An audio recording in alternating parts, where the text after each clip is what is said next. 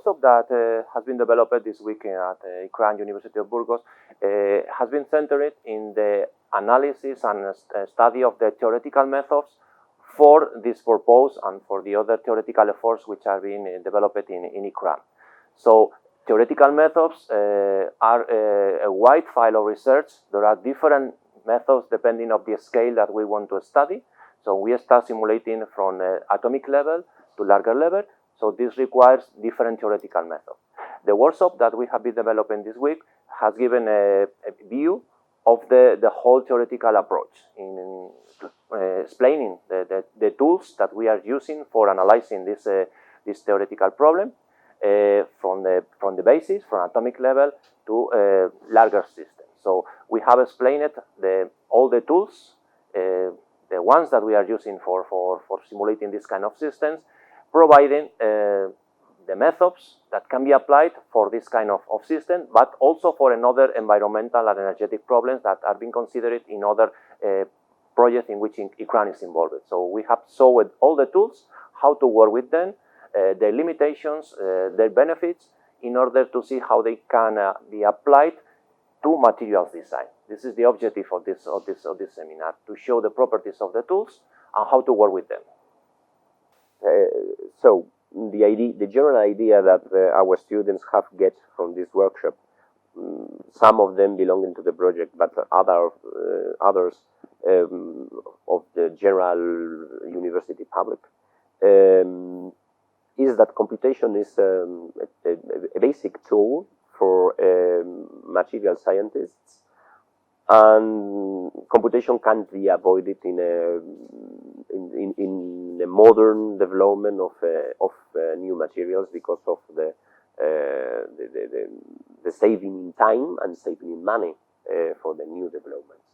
The workshop on computational simulation of 2D materials we held in Burgos, I think it is really interesting from two different points of view. On one side, of course, it is a way of introducing early-stage researchers to a very powerful tool, that is computational simulation, for studying not only two-dimensional systems, but in general any kind of chemical or metallurgical or solid-state system. So I think that many early-stage researchers have heard at some point in their lives about computational simulation, but most of them are only involved in experiments. And that means that they don't know how powerful these computational simulation tools are. So I think this workshop has been a great opportunity for them to learn the really powerful methods that nowadays we have at our disposal for simulating materials. And regarding the ICARUS project, as we know, we are trying to describe a system that it is quite complex because it has one ball of one kind of metal, a thin layer of another metal around it, and the interactions about those grains. It means that we have to understand very well how this thin layer is interacting with both the thin layers of other grains as well as the inner part, the core or core shell part of the grain.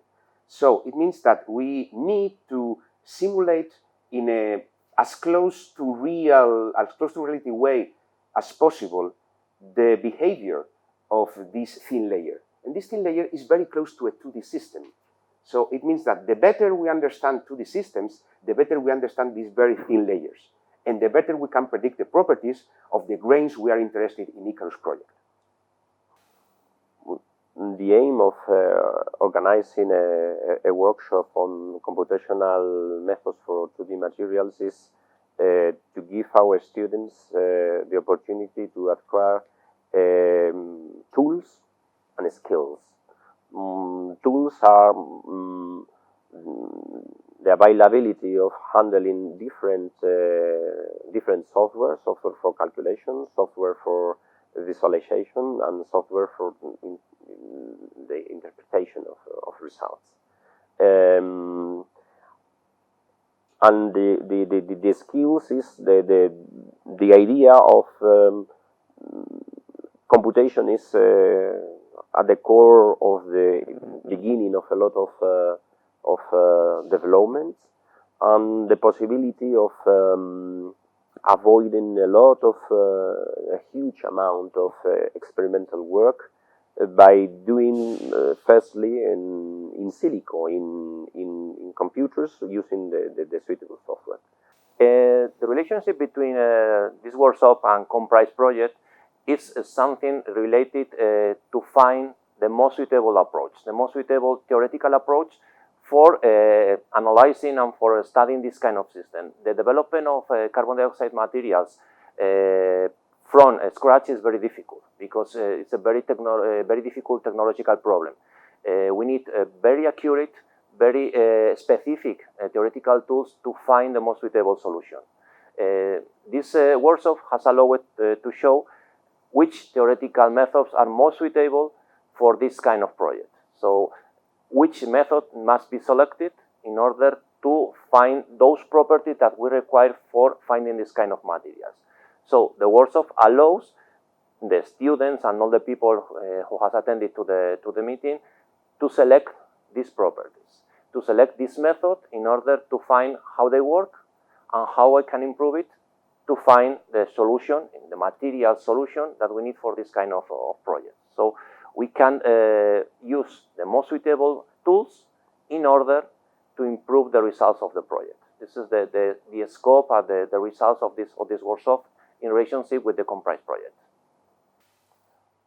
The main conclusions that we have obtained in the workshop is that computation is an essential tool, that it is at the core of modern research in material science, and that can be avoided in the normal and the standard degree studies and in the standard master studies of this part of science. One interesting activity that was developed at the end of the workshop was a roundtable that was devised to give the chance to students to participate and to give their opinions. The general idea is that they showed is that computation and the training in the using of this kind of software is necessary and should be included in degree studies in some cases, and of course in post-degree studies. The students started an informal discussion about which issues should be extracted from the curricula and which issues should be included. Of course, the discussion was informal and the conclusions were informal, but the general idea is that the debate was starting about that, and I think that in some years we will see important participation of computational scientists in the training of new material scientists.